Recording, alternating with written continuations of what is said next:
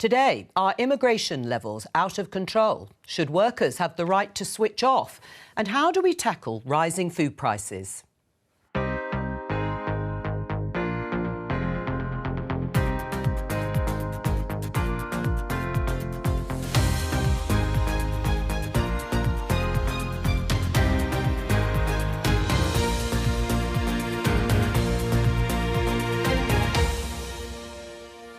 Joining me on today's Politics Live, the Conservative MP Ben Bradley, Shadow Leader of the House of Commons Thangam Debonair, Rachel Cunliffe of the New Statesman, and the former Conservative MP and now member of Reform UK, Anne Widdecombe. Today, I voted and campaigned for Brexit. Indeed, I'm a proud Spartan because I wanted Britain to control migration. The Home Secretary wants to cut migration to the UK, but how will she do it? She's the Home Secretary. This government has been in power for 13 years. They just seem to be trying to blame everyone rather than take responsibility for what they've actually done. Are prices going to come down for consumers? The Prime Minister hosts supermarket bosses in Downing Street, but is there a solution to staggeringly high food prices? It's been a massive challenge for our British farmers here and also retailers to get the value, because at the same time we've got customers who are really challenged with their own spending. And should bosses be able to contact you outside of work hours?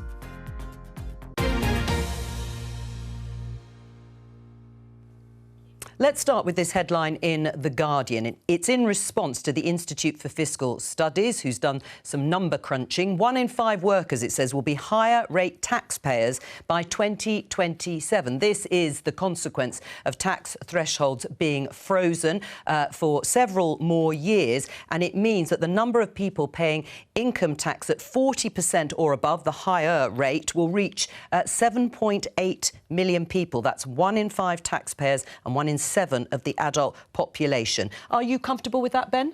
No, not remotely. I've always been quite public about my wish to see taxes come down. I think taxes, money is always better off in people's pockets to spend in the economy. So I would like to see, as we move forward, as the economy recovers, certainly in a manifesto, if not before, plans to reform and simplify the tax system and try and improve that situation. But obviously, we've been through tricky times, lots of expenditure around COVID and all the rest of it that has to be paid for. But no, I'm deeply uncomfortable with that. How do you feel about it, Thang? I mean, it will include senior nurses and senior or higher paid teachers for the first time, but then this is salaries over £50,000 a year. But it's also the Tories presiding over the highest rates of tax for 70 years, which is an extraordinary thing, and at the same time still giving tax breaks to the super rich. Now, a Labour government would have a fair tax system that's asking those with the broadest shoulders to put their fair share in. Although Keir Starmer has dropped his pledge, hasn't he, to tax the top 5%. But a really more. great way of starting that would be to reverse the non-doms tax evasion loophole, tax avoidance, I can never remember which one's which, Joe,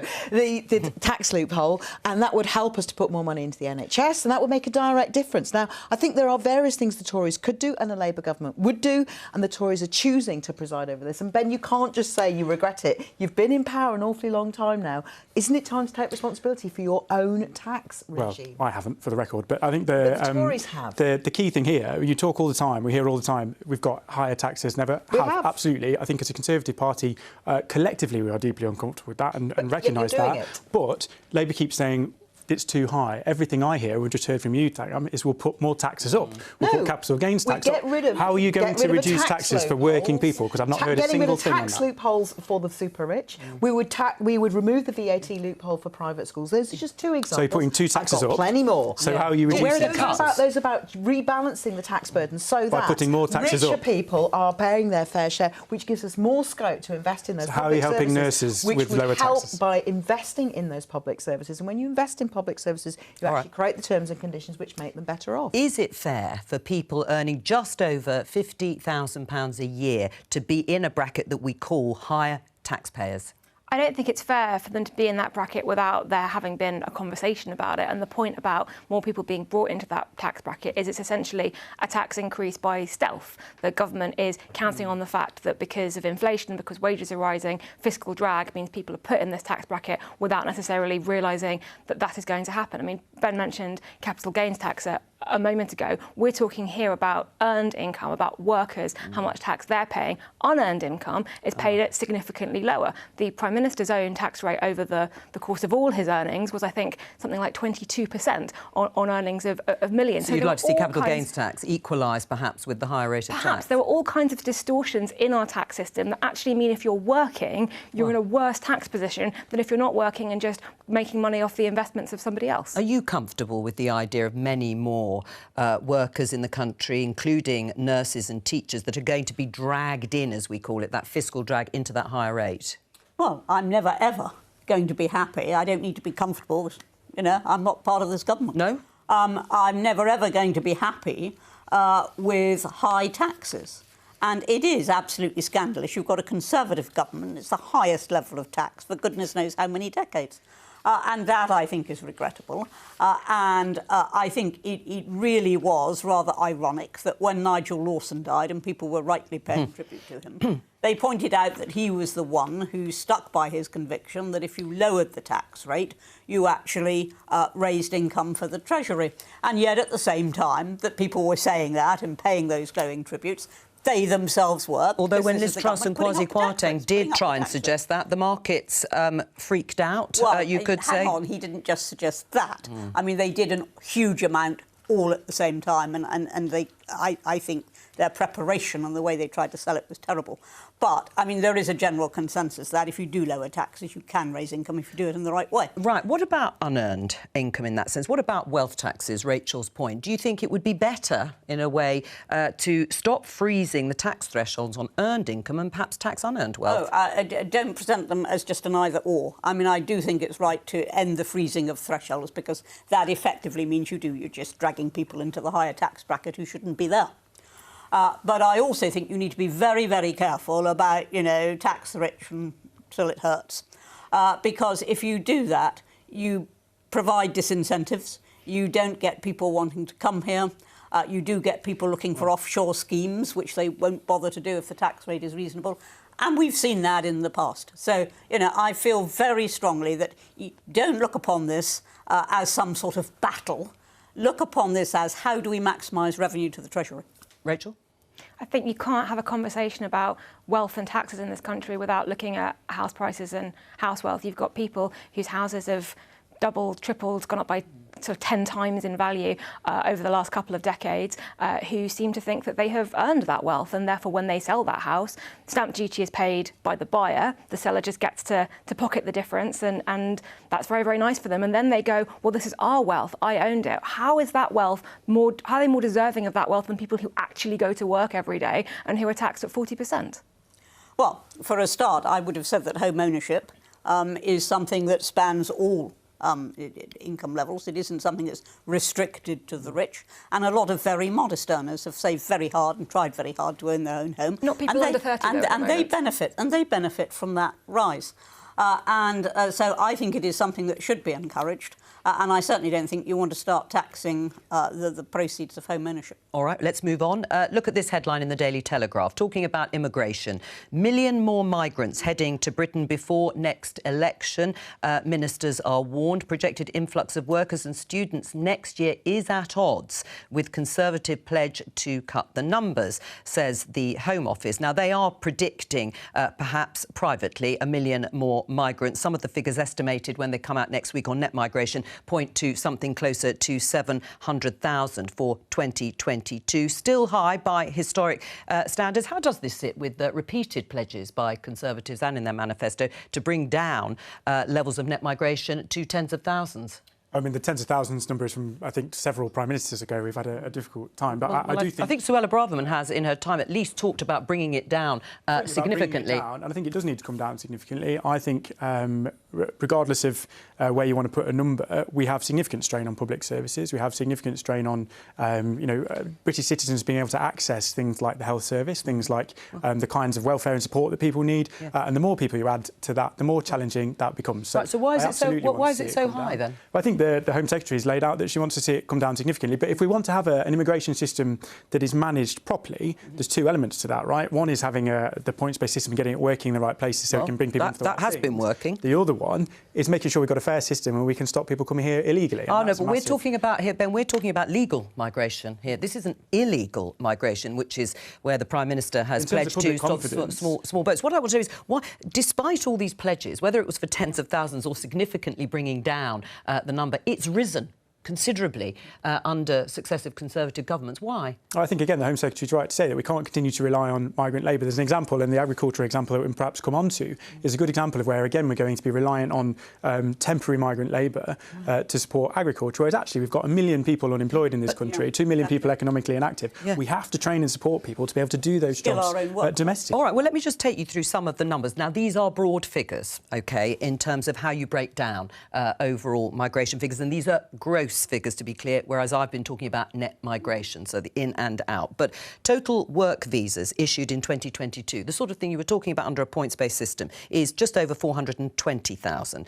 Total number of visas for studying, for students to come here, is 626,000, just over. Family visas, just over 48,000. And then there are various figures for the overseas schemes. So for people from Hong Kong, the Ukraine family scheme and the Ukraine sponsorship scheme. And broadly, it's about 260,000. What would you cut? Well, I think we need, as I say, we've become very reliant over a long period of time because of free movement on that movement of labour that we can no longer rely on, we shouldn't rely on. And therefore, so you'd cut the work visas, you'd cut the 423,000 work visas. Reduce the amount of people coming here to work and train the 3 million people in this country who are currently out of work. All right, well, where would you cut the figures, if at all? Well, one of the things we would do is notice the connections here. Ben talks about strain on public services. In fact, the NHS has a huge workforce gap, which successive Tory governments have failed to address, which is one of the reasons why we have people coming here on work visas. And incidentally, Ben, not because of free movement of people within the European Union, because we're out of that now. A lot of these people are coming from nowhere near Europe, and they're coming to fill gaps in the workforce in the NHS and other industries that the successive Tory governments have woefully failed to address. Right. I don't know what's wrong with Rishi Sunak and his weak leadership that he's allowing this situation when he and his ministers. But what would you cut? Let's say you inherit 700,000 as the net migration figure, and that may be fine. Maybe we need that number of people coming into the country. What would you cut? Would you cut work visas, students coming over, family visas, or the overseas schemes? We would make sure, for a start, those 2 million people who are out of work and unable to work, many of them are waiting for NHS operations and procedures, so we try and get more workforce into the NHS, which would have two effects on migration. It would bring down the number of people we are trying to get. Over a longish period. Yes, but it's at least it's a plan, Ben. Where's yours? I mean, and then we would also be getting people treated. She is the Home Secretary. I think she's in charge of immigration right now. And so she's basically criticising herself. You've been in charge for 13 years, Ben. Do you admit it's a failure? It is extraordinary. I think weak leadership from the top, weak leadership from Rishi Sunak has led us to this situation where you guys are literally fighting with yourselves over your own policies. We're in a place now where Labour's position on what we would do is exactly the same as what the Home Secretary said she is planning to do. That's where we are. I do think we it's lead a where failure. you follow. I do think it's a failure because I think I'm glad you've my admitted you're a constituents failure. would, over many, many years, going back to the 90s, it's a failure because we cannot rely on and we cannot sustain 500,000 plus people net migration into the country every year. And yet you've been in government. All right. You're doing nothing. Where would you cut? If you were given those numbers, where would you cut? Because that's what people say. The crucial thing here is you've got 1.2 million unemployed, and yet we're having to bring people in. Right. Absolutely. And those two things just don't add up. And it really is essential that we skill our own workforce. But that does take time, doesn't it? It takes a bit of time. But picking in the fields doesn't actually require an awful lot of time. But do UK workers want to do it? That's what we are being to do it. Right. There's a question there's a question of can't and won't. And if they won't do it, why should we pay them to sit at home? Right. Well, what would you do to compel them? I would say if they're fit enough to do it, I'm not talking about people who couldn't do it, but if they're fit enough to do it, and that would certainly apply to most of the young, I would say, right, well, if you don't do this, I'm afraid you lose benefit. But do you accept that there are other shortages and gaps in the labour market that need to be filled? We were told by Boris Johnson and others that it would be a highly skilled, high-wage economy. Well, maybe to some extent that 423,000 is actually filling those gaps, and we've got highly skilled and highly paid people coming in from abroad. when he talked about a highly skilled and high-paid economy, which I'm totally signed up to, I mean, I think that's exactly what we want to see, he wasn't talking about it happening by Tuesday afternoon. And I think one of the problems... No, he wasn't. No, what I'm saying is maybe there needed to be a more honest discussion about that. Yeah, that's I was just about to say exactly that one of the problems of political discourse in this country is that it's very short-term. I mean, unless you're talking about pensions, when they do actually look long-term, it's very short-term. And we need to have a much more grown-up debate, and I think that goes for the NHS as well. Don't fool around and say it's all about money. It isn't. It's about a lot more than that is built up over the years. But isn't it also about a workforce strategy that acknowledges that training is an important part of how you build up the skilled workforce we need from British people who currently lack skills and qualifications?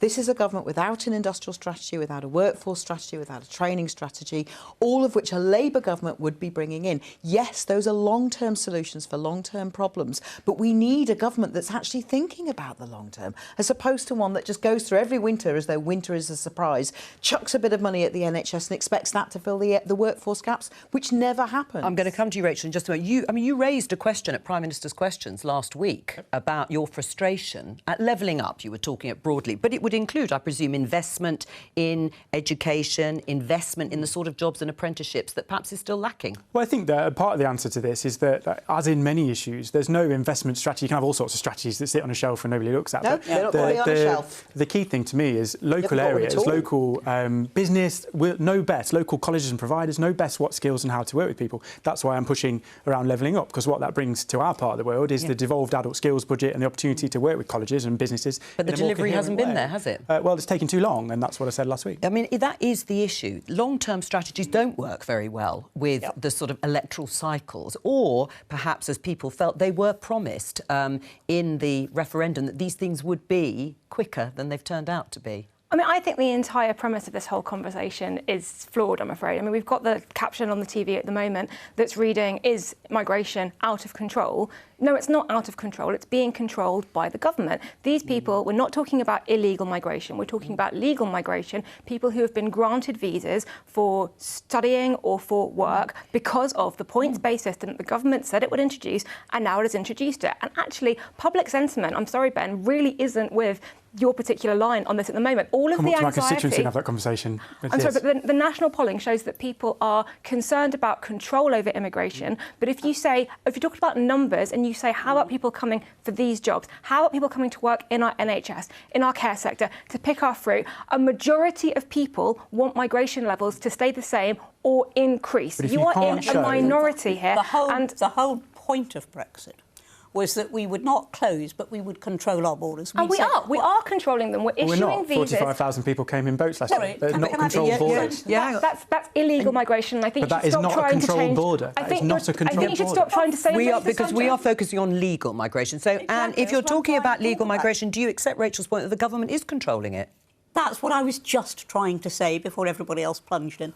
What I was saying was that the whole point of Brexit was that you controlled the borders, that you said, that you said who could come here, what their qualifications were, the terms on which they could come, whether they'd be eligible for benefit. In other words, it wasn't a given right. No. It was something you controlled. Oh. And that is what the government is supposed to be doing. So what's wrong with 700,000 net migration?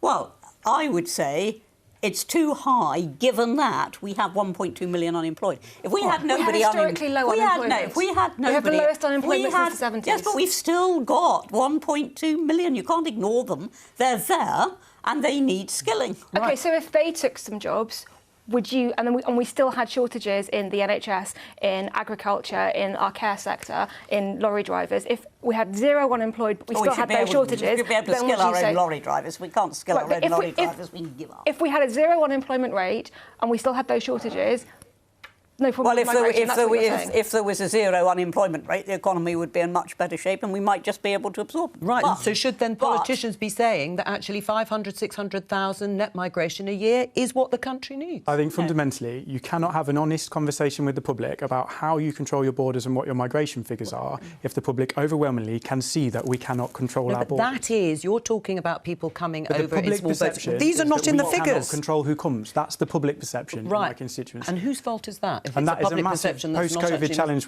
we have failed to deal with over the last few years, absolutely. And we've made steps, and we're making steps to try and do that, much to the anger and fury of huge proportions of I think it's incredibly disingenuous for you to combine the issues of legal and illegal migration. They are completely separate issues. They are separate issues from a policy perspective. We're having a conversation now. We cannot control who comes in and out of this country. If they're confused, they both add maybe up it's to a huge strain on the infrastructure. They do, absolutely. If they are confused, maybe it's because you're on this programme ostensibly to talk about legal migration, and at every turn you have tried to turn the conversation to illegal migration. Surely you, as an elected MP, should understand the difference and how those are different policy challenges. I understand you have to have confidence in a system, and the impact on the infrastructure is the same. All right, and we'll come on to the infrastructure in just a moment. Let's talk a little bit more, though, about low pay, or certainly for certain jobs. Do you think Brexit, to some extent, has had an impact, Thangham, on boosting wages for some low-skilled work, which was the complaint, actually, under Ed Miliband, and when he was Labour leader, that actually there were people coming in from the EU and undercutting, he felt, certain industries. That's changed a little bit because some of those low-skilled wages have increased.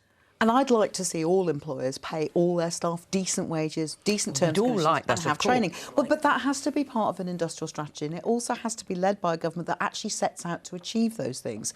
Now, what we've had from various Tory Prime Ministers, including the latest one, is lots and lots of words and very little behind that. And Ben has already said, it's all very well having a strategy. Having a strategy actually helps you to deliver on the words that you say. We've got a really weak Prime Minister at the moment who may say all sorts of things about migration, who may say all sorts of things about this and that, but he doesn't seem to have anything to follow through.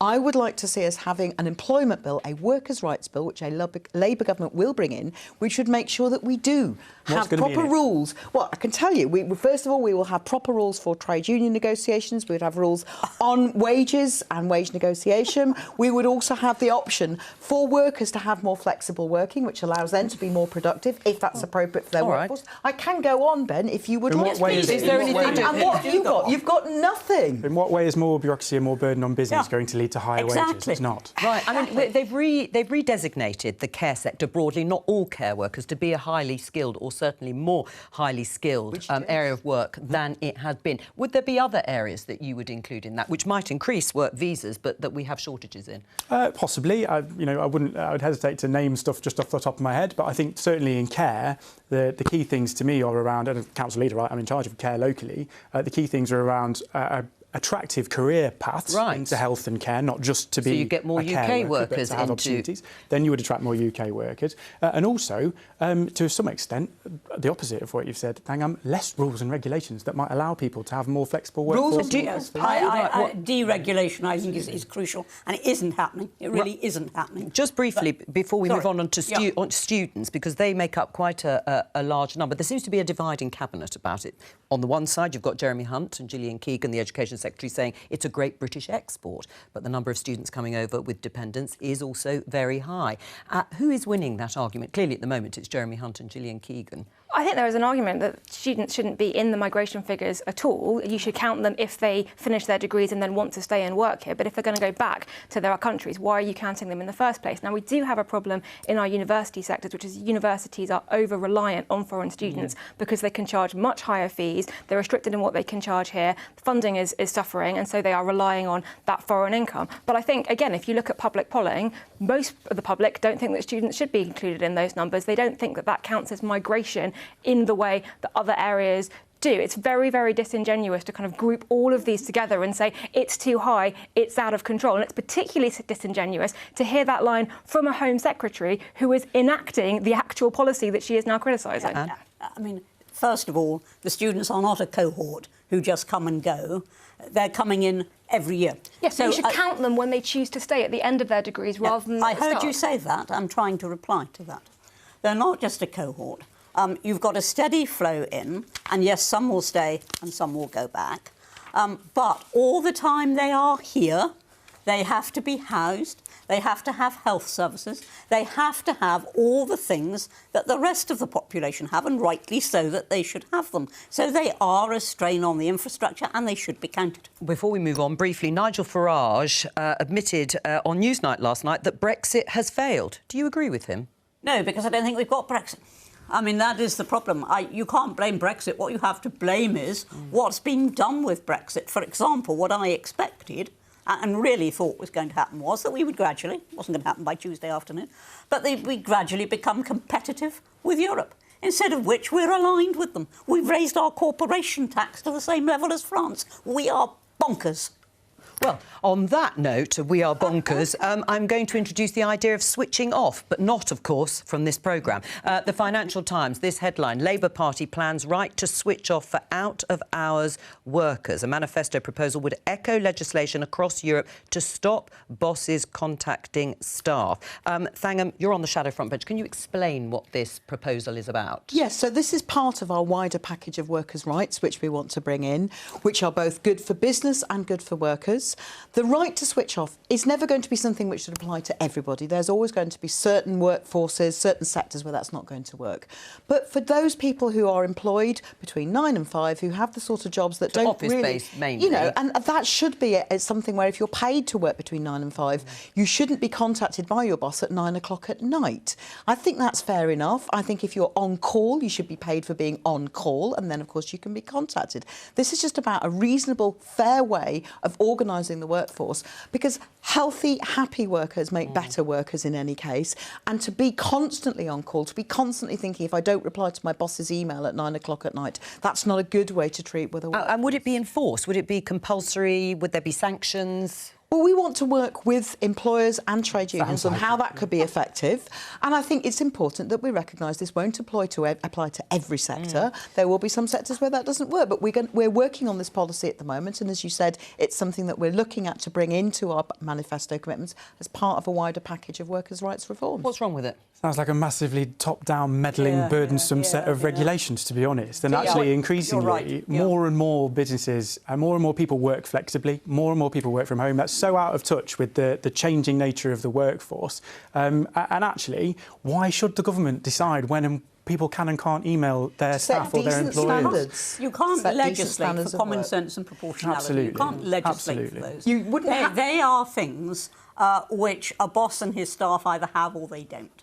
The idea that you can legislate as if it's one homogenous thing is just a nonsense. When we legislated for the Minimum Wage Act, people told us the world would end, and it didn't. It just meant people were paid better. But you said you were going to pay vastly more than you actually paid. And we have seen an improvement in workers' rights under successive Labour governments, which then get undermined by Tory governments, under which we've also got stagnant rates of growth, stagnant rates of productivity and staggering rates of more complacency. bureaucracy to business will help But with nothing growth. you're doing is helping, is it? I think that with a weak Prime Minister, which we have at the moment in Rishi Sunak, it's about time we had someone who is a good leader, who sees that having good workers' rights has always improved rates of productivity, and that's what we want to do. I mean, things have changed, haven't they, since COVID? You're right. Flexible working has become much more prevalent. But also, there are shortages in the workforce because there have been lots of people in their 50s, in my age group, that have left the workforce.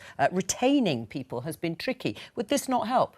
No, I think it'll make it harder because you're limiting the flexibility that business has to employ people. What we need to do in that space is change, and we, you know, as a council, we're changing our HR proposals so that we can go to that group, particularly over 50s, and say, how can you work for us? How can we be more flexible? How can we support you to help us with our gaps? Not to say from a government level, there's this blanket regime that we're going to enforce on businesses. It'll make it worse. I mean, one of the few benefits of the pandemic and of changing working practices was everyone went and worked remotely, and employers realised that employees could do the jobs from home, and actually if they worked flexibly in a way that suited them, they were more productive. What has the government's response to that been? Lazy workers need to get back into the office. Barely a week goes by until you see a Conservative minister, Jacob Rees-Mogg was big on this when he was in Cabinet, but others do it too, saying, why aren't the workers back at their desks? Why aren't they back there? Why are they not working at home? One of the very few benefits that we've got from this mass experiment in home working, people enjoy it, people work more productively, they work more flexibly, they can get more done. It's great for working parents who have to schedule their work around the school day. Well, that would make it more difficult then, wouldn't it, to say out of hours, you can't call me if you were perhaps going out in the afternoon and then wanted to work later in the evening. I didn't say I was a supporter of the policy. I don't think the government should be getting involved in it. I think we should be having a conversation. Any government, no, I think we should be having a conversation about fair expectations that workplaces place on their workers. I think we should definitely be having a conversation about some very, very dangerous sounding things like workplace surveillance, where bosses are looking at their employees' keystrokes when they're working remotely and all kinds of things like that. I think it has to be part of a wider conversation, and I also think that anyone who expects their staff to reply out of office should at least supply them with a work phone, which most of them don't. But overall, this is a conversation about trust, people working in a way that suits them, and the government not getting involved by demanding that you go back to the office because, what, they're invested in the real estate sector? Well, should we not then trust two adults, boss, employee, Yes, or whatever relationship, exactly. to be able to have But that you conversation? don't. Jacob Rees-Mogg keeps telling That's the exact bosses point. to adults to say that you should be back at work. I mean, this is ridiculous. We are talking about a process Jacob whereby Rees-Mogg is we not would in work in government, for the partnership. record. We would work in partnership with businesses and with trade unions on what makes sense for different sectors and different groups of workers. I see nothing wrong with that. I mean, at all. It's setting expectations. has Labour, has Keir Starmer, Angela Rayner, the Deputy Leader, have they spoken to business? Is this something Yes. they welcome? Yes, they have. would like to bring. Okay. Keir, Rachel, Angela, Johnny Reynolds speak to businesses every single day. And businesses want tell this us, new and law. businesses tell us constantly that what they're looking for from government is a stability which they And- do not see and from the businesses Tory want this government. new right, hang and on. they want us to And provide that businesses want this stability. new They right. want us to provide stability and stability of an economy, and that's what we're talking to them And about. that's Will you including answer this. my question?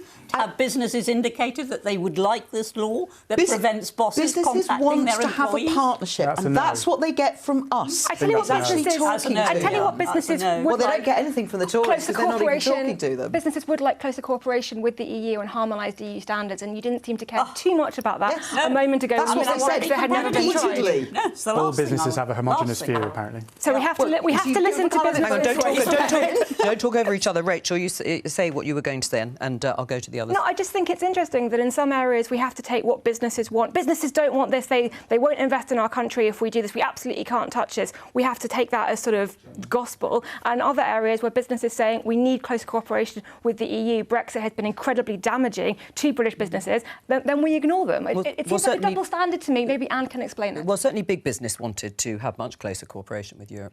They wanted to stay as they were because it was comfortable.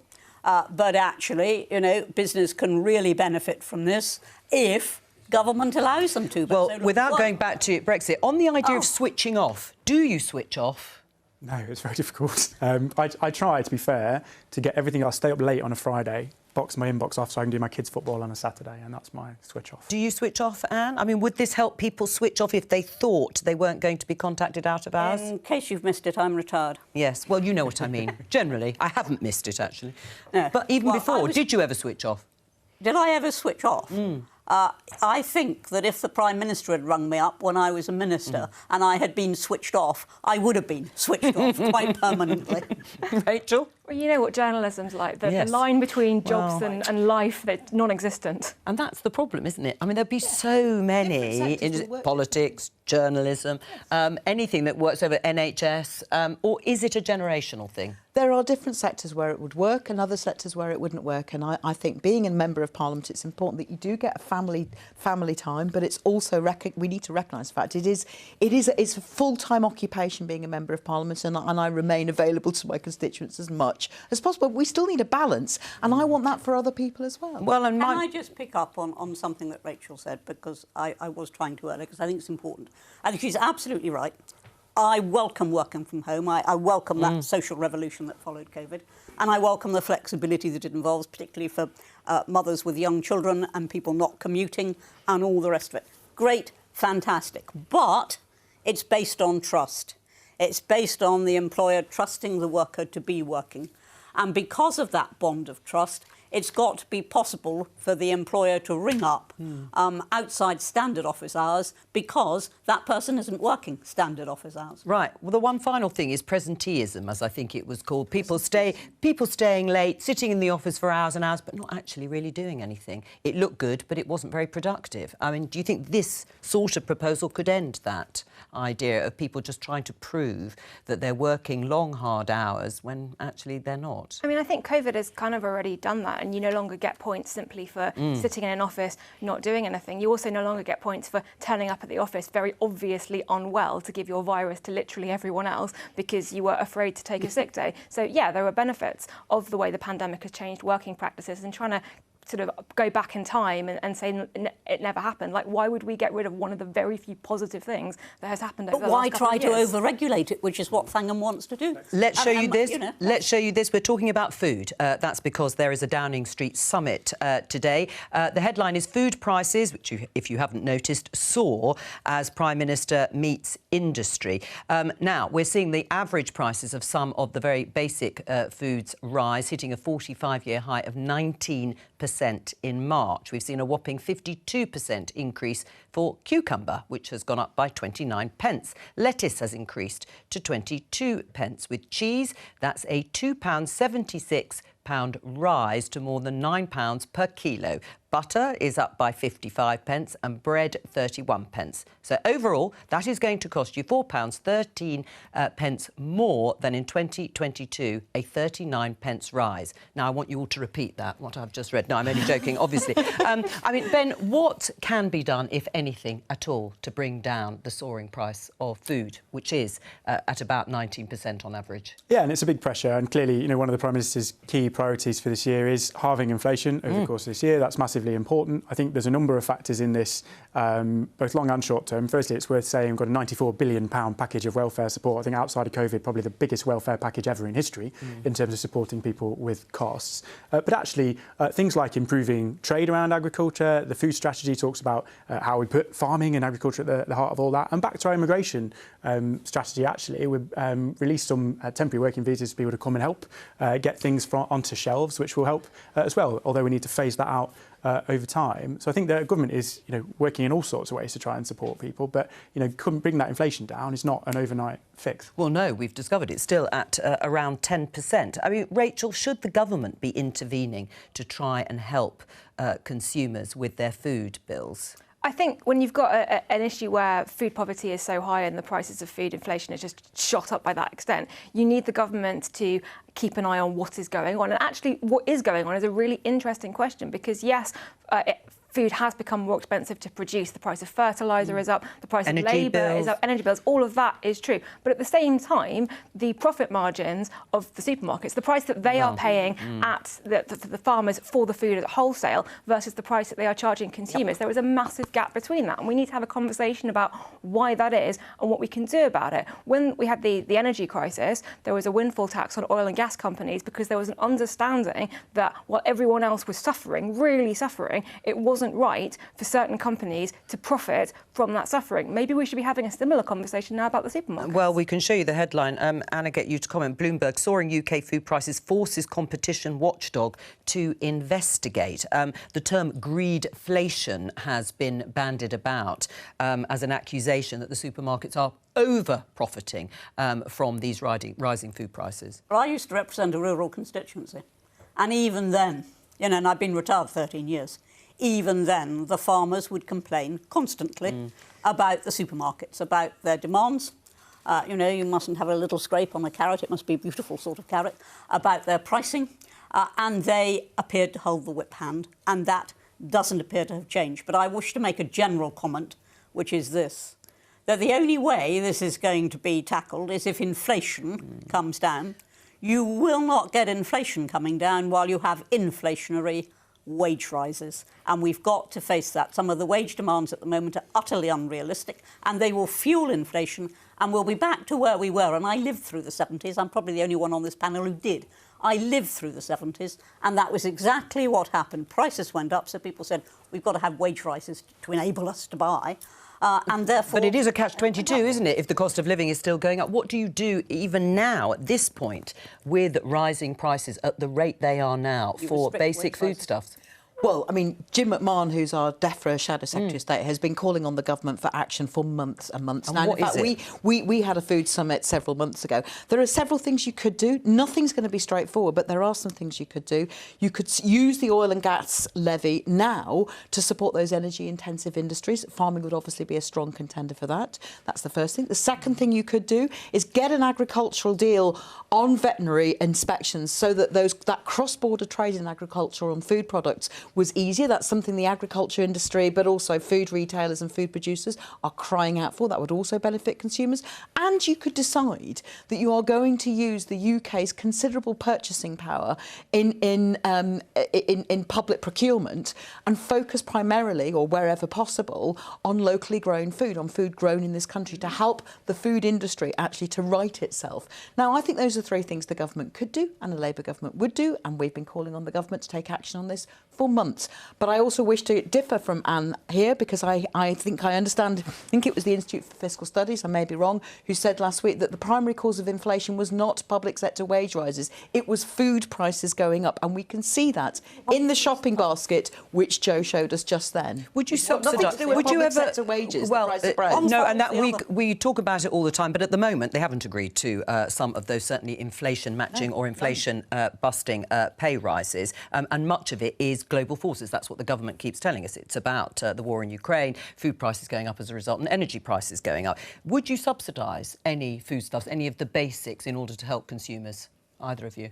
I can't imagine it happening. I think there's this challenge, isn't there? Whenever you've got limited supply and energy and food and all the rest of it, through things like global conflict, that there is always lead to rising prices. The challenge is exactly as Anne described. It's not a popular or attractive one, but it is that balance that the more you spend in trying to help people, the more that drives inflation. So you do have to balance those things like pay rises and like the welfare support, because if you go too far, and we've seen a lot of some of this is caused by the massive levels of spending to keep people in work through COVID. And we've seen it.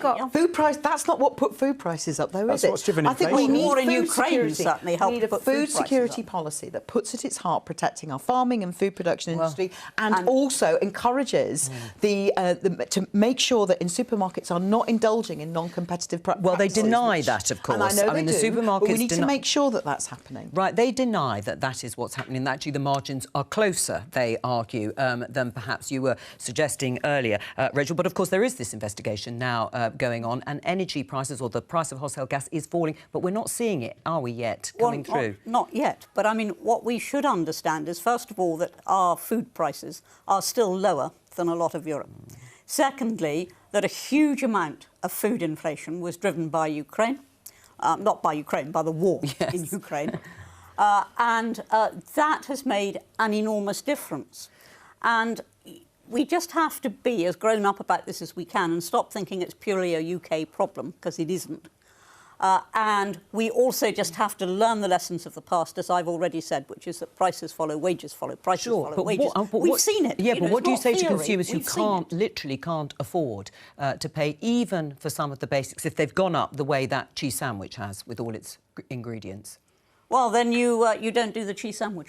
We're talking about basics. We're talking about absolute basics and staples. We're talking about own brand pasta. You're talking about bread. You're talking about families who cannot afford to feed their children. There's a story today about mothers who can't afford formula milks. Their babies are literally starving at the moment. And so the government We've been through this before. So the government shouldn't be doing anything. Because we've been so years you now. would let the children go because hungry. We've been decades without inflation. We've come to regard it as some sort of given right. Which is should, though, but should the poorest and most vulnerable be helped out more when it comes out? Well, the vulnerable are being helped at. But especially on the idea of food. I mean, they are being helped. I have not seen there's no line. public sector pay rise that's anywhere near the increase in the price of a cheese sandwich that you just pointed out, Joe. And we are also forgetting here, well, I'm not forgetting it, and I don't think anyone at home who couldn't pay their rent or their mortgage last month has forgotten, that the Tories crashed the economy through failure to plan, failure to make a decent budget actually help people by giving tax breaks to the rich and nothing to working people. That's what happened last autumn, and we're all still paying the price. We can't just pretend this is all about the war in Ukraine, because it isn't just about the war in Ukraine. It's not just that. The trillions that were spent to make quite That's not what's put the price of cheese up. To make quite certain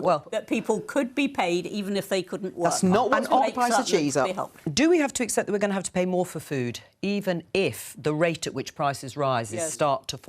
I think so. If inflation comes back down to 2%, food will still be more than it was 18 months ago. Completely will. I mean, so when people say or hear the Prime Minister saying we're going to cut inflation, or it's going to be hard, people, still, we all have to realise that it's still rising. It's the rate of inflation. Absolutely. So do we just have to accept we're going to have to pay a lot more for our food? No, I think we have to accept that we're going to be poorer and that fuel is going to be more expensive and that food is going to be more expensive. I just don't think that's a particularly compelling message for the Tories to take to the next election. But it's quite a compelling message. Just to round off the show there, that's all we have time for today. Thank you to all of our guests. Bye-bye.